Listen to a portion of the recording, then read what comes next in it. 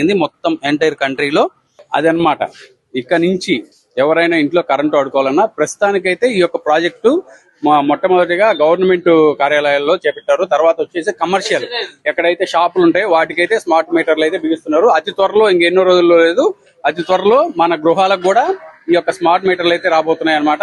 ఇప్పటికైనా దీని మీద వినియోగదారులు అయితే పెద్ద ఎత్తున అయితే నిరసన అయితే చేపడుతున్నారు. ఎందుకంటే కొంతమంది పేదవారు ఉంటారు, మధ్యతరగతి వారు ఉంటారు. వాళ్ళు సెల్ రీఛార్జ్ చేసినట్టుగా చేసుకొని అసలు ఎంత కరెంటు వాడతామో తెలియకుండా దాని ఇష్టం వచ్చినట్టుగా అయిపోతుందని కూడా ఆవేదన చెందుతున్నారు వినియోగదారులు. ప్రధానంగా ఈ స్మార్ట్ మీటర్లు బిగించిన తర్వాత వినియోగదారులకు అయితే ఒక యాప్ అయితే ప్రొవైడ్ చేస్తారంట. ఆ యాప్ లో నుంచి మనము ఈ రోజు వారీగా ఎంత కరెంటు కాల్చుకున్నాము, అంతేకాకుండా మన యొక్క గృహాలలో అంటే ఫ్యాన్ కి ఎంత కాలింది, ఏసీకి ఎంత కాలింది, తర్వాత గ్రైండర్ కి ఎంత కాలింది, ఐరన్ బాక్స్ వాడితే ఎంత కాలింది అనేది కూడా మనం అయితే తెలుసుకోవచ్చు అంట. మొత్తం మన గృహంలో రోజు